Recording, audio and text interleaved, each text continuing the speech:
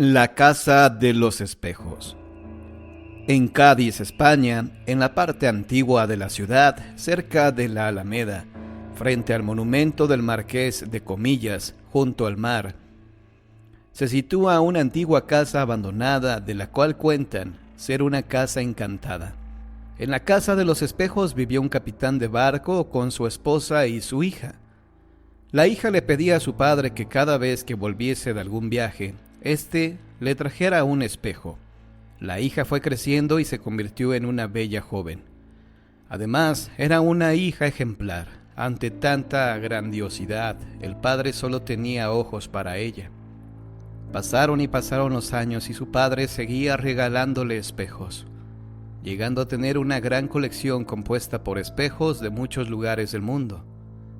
La madre, ante estos caprichos y la poca atención que recibía por parte de su marido, discutía día a día con su hija cuando éste se encontraba de viaje. Era tan grande la envidia que en uno de los viajes envenenó a su propia hija para así obtener la absoluta atención de su marido. Al llegar el padre, su esposa le dijo que su hija había padecido una grave enfermedad y había muerto. El padre enloqueció.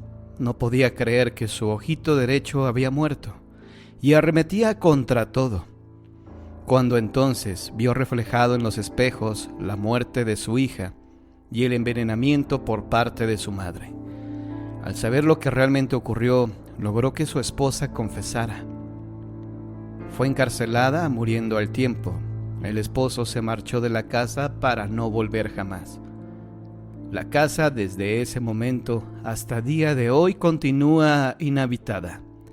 Al entrar en esa casa un escalofrío te recorre el cuerpo y a veces se pueden escuchar llantos de una niña que fluyen desde el piso de arriba donde se encontraba su habitación, la cual aún posee sus paredes cubiertas por espejos intactos que a veces dejan ver su reflejo.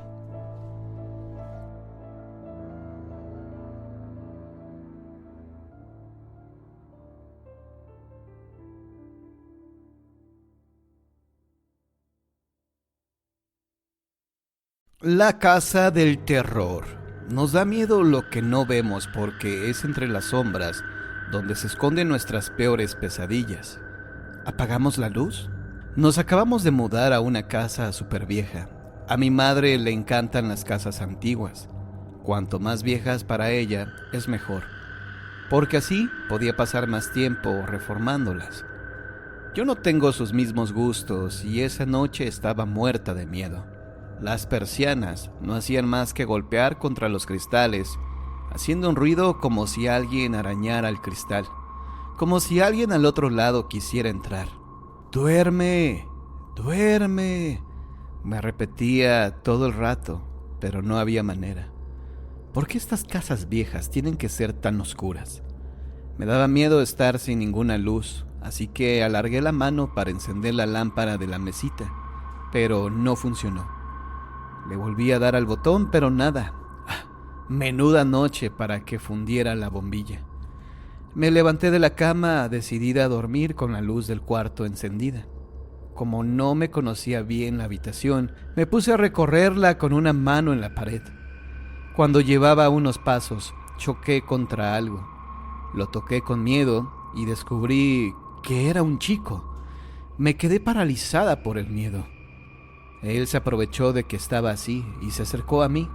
Sus dedos fríos me pusieron la piel de gallina cuando me apartó el pelo para susurrarme al oído: «Esta casa es mía. Sal de aquí si no quieres que te pase lo mismo que a mí». No necesité que me dijera nada más. Salí corriendo al salón. Ahí estaba mi madre, muerta de miedo. «¿Tú también lo has visto?», le pregunté. Ella asintió mirándome a los ojos. Al día siguiente nos fuimos de esa casa. Unos meses más tarde, haciendo un trabajo de historia, encontré una foto de mi antigua casa junto a una noticia que decía: «Aparece un joven muerto en extrañas circunstancias». En la foto aparecía un chico con cara triste. Me quedé mirándole un rato. Nunca podré olvidar su cara. la cara del fantasma que me habló aquella noche.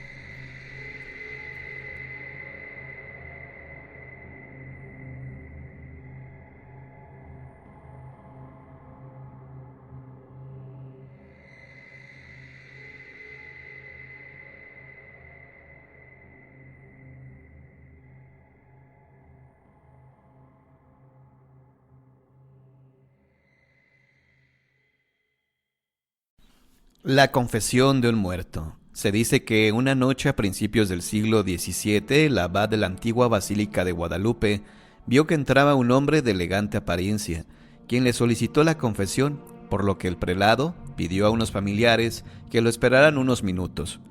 Después de un rato, el abad salió con el rostro pálido y cerró las puertas. Sus familiares se extrañaron y le preguntaron por qué cerraba si el hombre elegante aún no había salido. Sin embargo, se negó a contestar y los apresuró a dejar el lugar. Ya en casa de los familiares, uno de sus sobrinos le preguntó al abad qué le había pasado. El abad llevó su mano derecha hacia su oído, haciendo notar que no podía escuchar. Después de que el sobrino le hiciera nuevamente la pregunta, el abad le respondió que el hombre que había entrado a la basílica horas antes era un muerto que había venido de ultratumba para confesarse, y que después de escuchar la confesión había tenido dificultad para escuchar por el oído derecho. El abad nunca pudo contar lo que le había dicho el misterioso personaje, en virtud de que tuvo que guardar el secreto de confesión, y quedó la duda para siempre.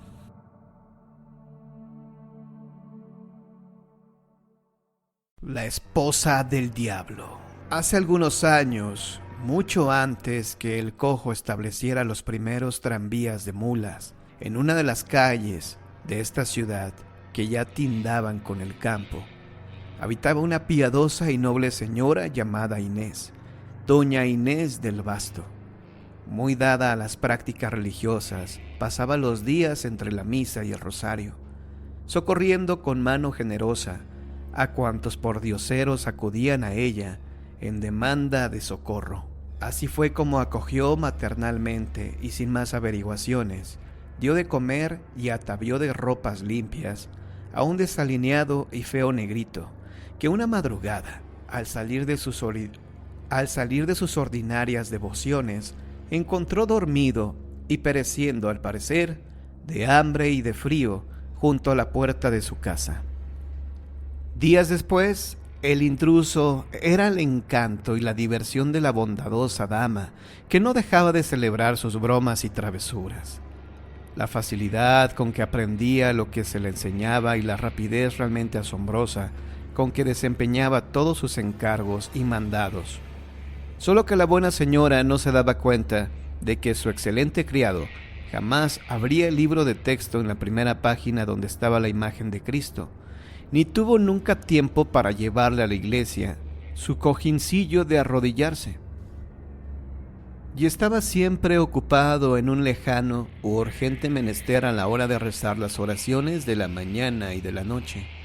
Cuando por azar se hallaba presente al iniciar un rosario en los calurosos mediodías, jamás faltaba un chivo atrabancado entre los palos del corral que balaba angustiosamente, o un cerdo que chillaba al estrangularse con la cuerda, o algún incidente inesperado que hiciera volar al negrito del amplio corredor tan pronto como se pronunciaba el ritual Ave María Purísima.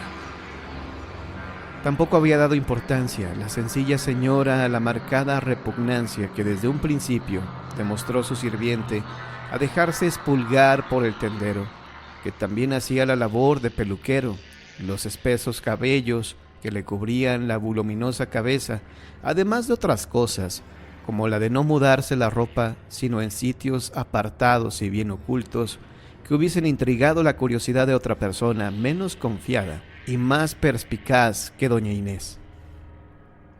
Pero los muchachos del agua y demás granujas del vecindario sí se habían fijado en alguna de estas circunstancias, y en otras todavía más sospechosas.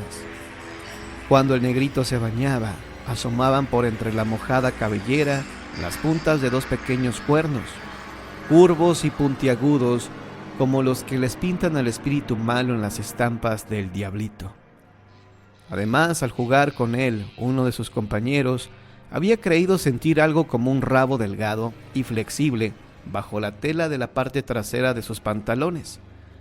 Tales rumores, creciendo de continuo, rodearon al negrito de doña Inés del basto de una atmósfera de desconfianza y de temor, que al fin llegó a turbar la apacible tranquilidad de la dueña del extraño criado, quien tras cruzar 1000 palabras y opiniones con los vecinos y después de consultar con su confesor, resolvió hacer pasar a su sirviente para una prueba decisiva. Y una mañana, mientras el sospechoso se encontraba haciendo las compras, doña Inés introdujo sigilosamente en su morada a un sacerdote que, vasija en mano, descargó una abundante lluvia de agua bendita y palabras de exorcismo sobre el descuidado negrito, apenas penetró por la puerta del servicio. Entonces sucedió algo espeluznante.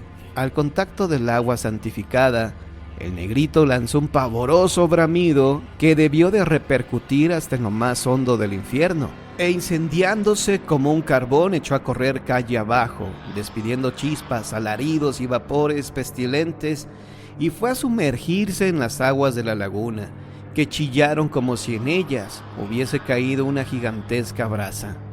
El negrito de doña Inés no era otro que el pecado en persona, Satanás hecho carne bajo el disfraz de un muchacho abandonado, con el fin tal vez de turbar la vida de piedad y buenas obras de la señora del basto.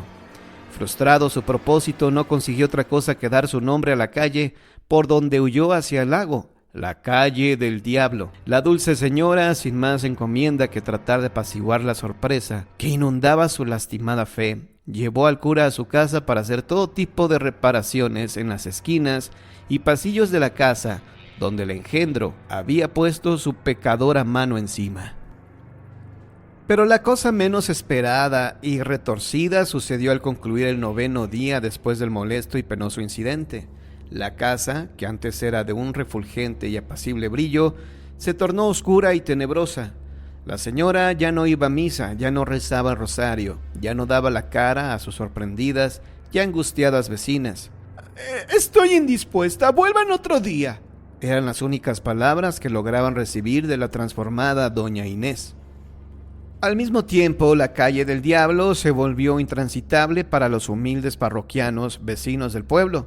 Una oscuridad temible y un frío y tenebroso halo de maldad emanaba de la calle que, a manera de tributo maldito, llevaba ahora el nombre del enemigo. Uno a uno los vecinos fueron abandonando el antes pacífico pueblo, amén de sendas y tétricas experiencias ocurridas en la mentada calle del diablo, en donde más de en una ocasión fue vista doña Inés en compañía de un pequeño ser cornudo en acciones poco pudorosas para los ojos de Dios, pero abrigadas y festejadas por el ajeno. Doña Inés se convirtió en una fiel súbdita del malo, en esposa del diablo.